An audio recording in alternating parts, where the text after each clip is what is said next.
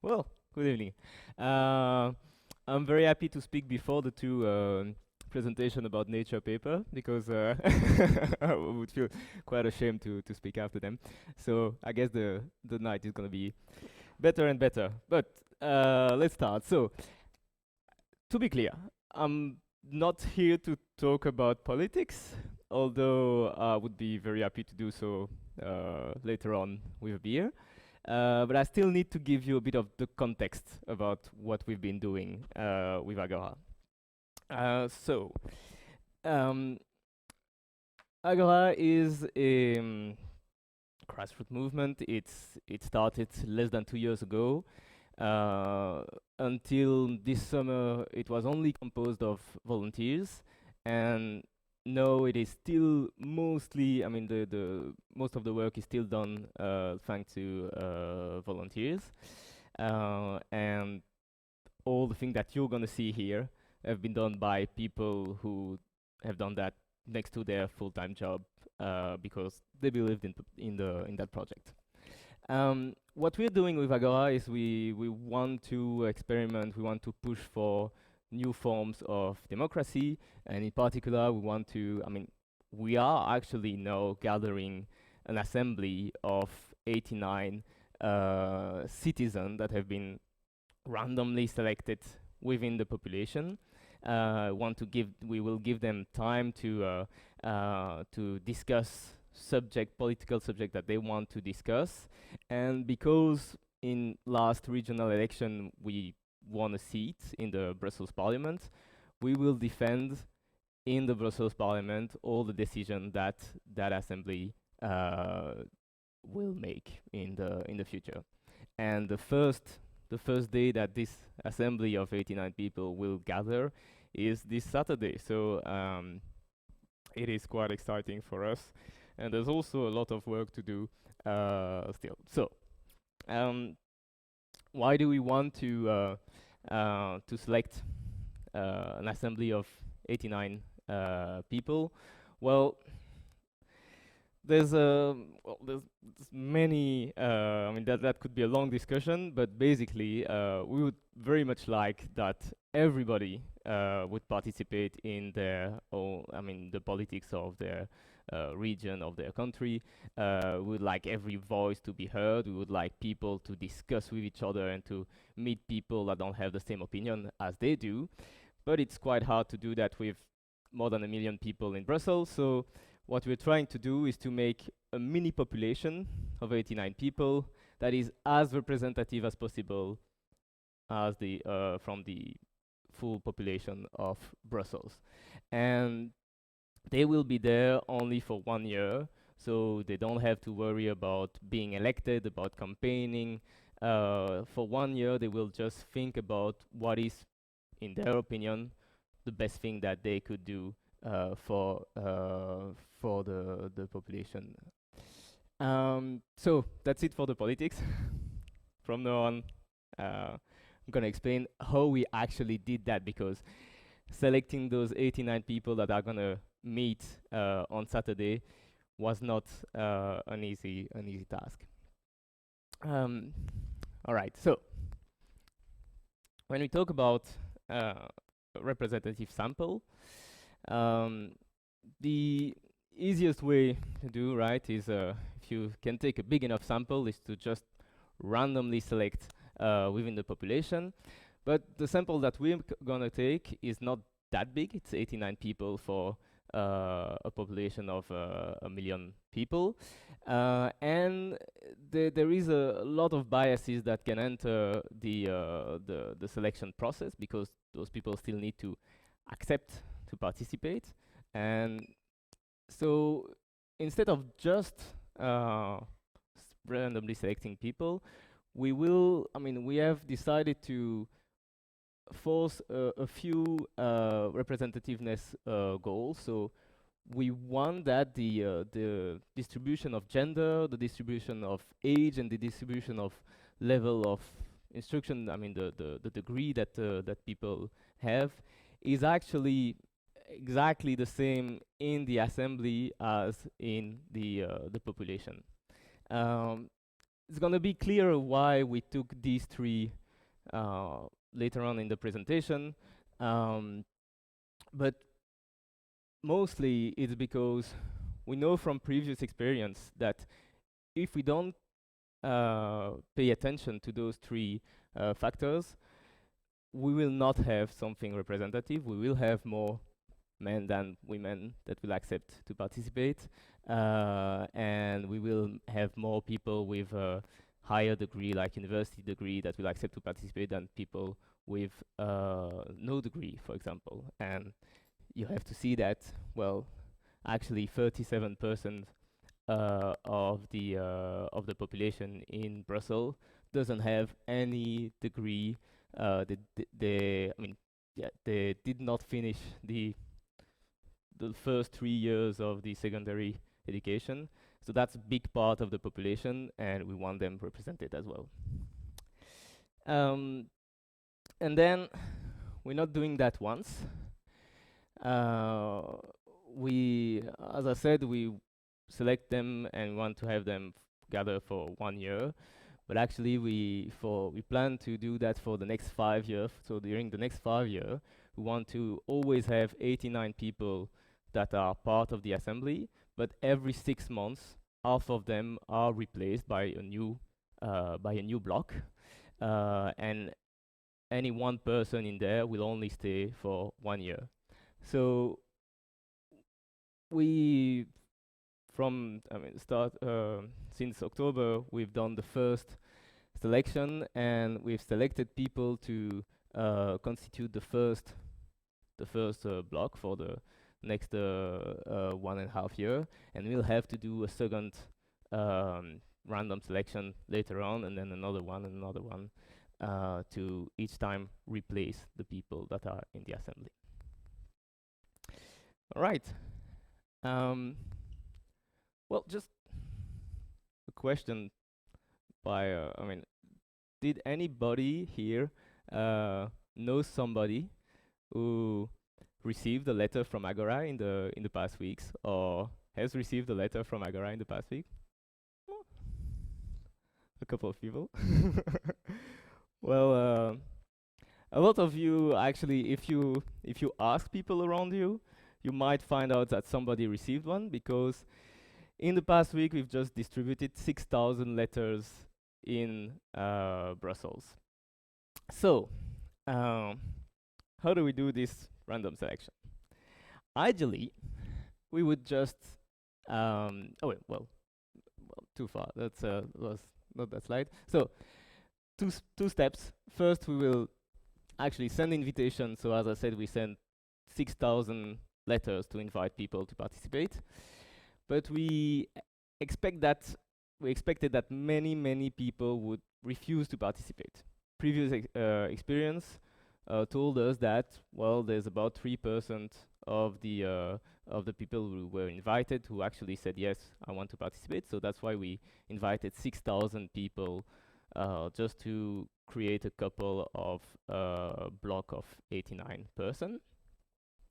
And so we invite a lot of people. Some of them say yes. And then in second step, we select who among those who said yes will actually be part of the assembly. And we select them in a way that maximize the representativeness of the final assembly. All right, so how do we do the random draw? Ideally, we'd like to just ask the National Register to give us a sample of the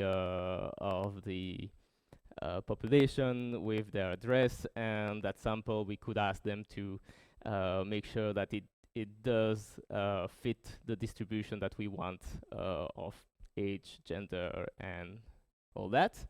But I mean, thankfully, getting access to the National Register is not easy. I mean, thankfully in general, but it made things a bit harder for us. We still want to have access to that in the next time we do it, because that's the best way to go. So we're working on this, but we had to find another solution this time. So the solution we found it with only open data and a lot of time. Um, so next best thing, instead of picking people, we decided to pick addresses because we can more easily find um, database of all the addresses in Brussels. But there's a problem with that because we have all the addresses, we have the street names and the number of all the buildings in Brussels, but we don't know how many people live there. We don't know if it's a single house with one person living there or if it's a huge building with 50 apartments with 50 families living there. And so if you only select randomly those addresses, well, those living in bigger buildings with many other people will have a lower chance to be selected. And the goal here is to give everybody the same chance of being selected. So what we had to do was to weigh the addresses based on an estimated number of people living in those buildings. And that has been like the difficult part to find a good estimation. So what did we use for that? And I'm gonna go to another place where, okay, so first of all, yeah, for the addresses, so to know the street and the number of every building in Brussels, we have that. We can take that from Urbis, and that gives us something like this, right? So here we have, yes, we have a dot here for every building in Brussels. Next, we can look at the distribution of the population density in Brussels, because there are parts of Brussels where there are much fewer people living than in other parts. So what we can look at is this. So those are what we call the statistical sectors, and that's the finest geographical granularity with which the official statistics of Stadbel and regional statistics are made. And so those are smaller than the municipalities. And for each of those statistical sectors anywhere in Belgium, we have the official number of people living there. So we'll need to estimate for each of the points that are in there the probable amount of people living there, and we'll do that. I mean, the easiest, the first approximation is to just divide up the population of statistical sector by the number of points that we have in there. But we know that's gonna pose a few problems. So what we're gonna look at now is actually the volume of the buildings. We can have that because Urbis again give you all that data. So here you can see, you can look for any building in Brussels, the volume, the shape of any building. And so from that, we computed the volume, and we use the volume as a weight to give more weight to the bigger buildings and a low weight to the smaller buildings. And so instead of just dividing up the number of people living in one sector by the number of buildings, we divided it by a weighted. We divide it according to the weights of the size of the buildings. But when we did that, then we started to draw addresses. What we observed was that every single time we had the what do you call it, the justice house, right? Because that's the biggest building in Brussels, and we also had the royal palace because that's also a very big building. And so we thought, okay, there are some problems over there. So what we needed to add was basically to remove all the big commercial buildings, right? You want to remove I mean, also everywhere that people don't live. There are a lot of buildings that are not residential addresses. We need to remove them. And then we don't have good data about that. We don't have a perfect way to say that is a residential building and that is not a residential building, but we have something that approximates it. Coming from OpenStreetMap. So in OpenStreetMap, people have tagged this area is a non-residential area because those are factories or those are commercial buildings or whatever.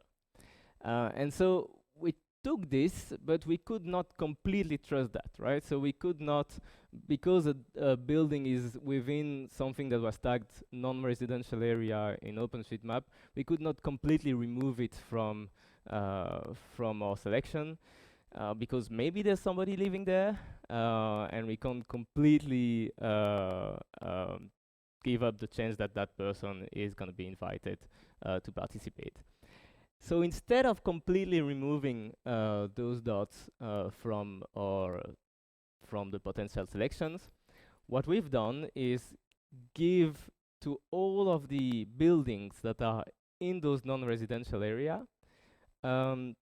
fake volume equal to the median volume of the all the houses in that I mean in Brussels. So Justice Palace, suddenly it had this fake volume of a house, and so it was not more likely to be drawn by random lot than any other house. So now we have to wait. There's a bit more tricky things, messy things that I'm not gonna show you. So that's, and then we can finally do the selection. I mean, that was the easy part, right? When I tried to explain that we spent the last few months trying to find a way to randomly select people in Brussels, a lot of people say, well, you just type random in the computer and that's it. Well, at some point, yes, we do it. But that's the very last step, and that's the easiest step of all. Still, we needed a random seed to do that selection, and for that we used the timestamp of the moment we clicked on the selection, but also that was done at a press conference with journalists that were there, and we selected randomly a journalist and asked them one random number, and that served as a seed for the selection. All right, so if you were not selected, you can find that journalist and talk with him, because that's his fault. Okay, so a few numbers. This is just to show that indeed, when you look at where the address were picked and the population of each municipality, well, there's a close match. So if we did not have that, that would have been a problem. So we probably have, that doesn't mean that it was good, but it's a bit reassuring. But then we had selected 6,000 addresses. We needed to distribute them. That was not an easy feat either. Because we didn't pay bpost to distribute those addresses. We needed to rely on volunteers to go there and distribute, and that's a whole other story. And then people started to reply. And we got more than 300 people that said yes, I want to participate, which is on the higher end of the of what we were expecting. And when we looked at the gender distribution and the age distribution of the people who responded, it was quite close to the actual distribution of the population. So that's a good sign. But if you look at the degree that the people who responded have, well, there you see that it was not at all like, I mean, it was not at all representative of the population. So there's about 25 people among the more than 300 who responded that don't have a degree, secondary degree. And as I said at the beginning, that population is actually 37% of Brussels population. So there we have a real representative problem. And that's why we had to go to step 2, which was the selection process, which is a very interesting process that I could spend a lot of time explaining, but as I understand, I just have 2 minutes to finish, so I'm gonna cut that a bit short. It's actually not that easy to do. It's not, it's a discrete problem.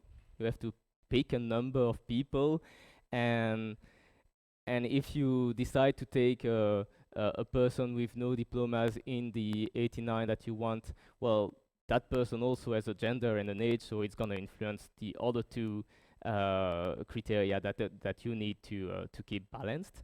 And so we ended up actually making a genetic optimization algorithm to solve that problem, because that's a heuristic problem. I mean, that's a heuristic solution to a combinatorial problem over there.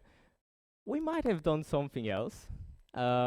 We maybe didn't need to go to genetic algorithm to do that. Does anybody, I mean, who knows what a genetic algorithm is? All right, who doesn't know? Okay, in 2 words.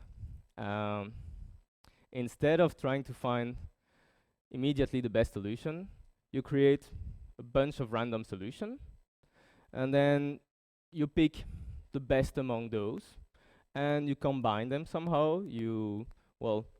From those 2, I'm gonna create a third one that is a bit of a mix of those 2 plus some mutation, and you do that again and again, and that gives you a second population of potential solution that is hopefully a bit better than the previous one.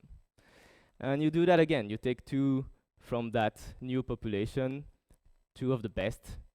You mix them, so you take something that looks like a bit of both, and you do that again and again, and eventually your population, the whole population, leads up to a local minima of the thing that you try to optimize. So that's what we've been doing.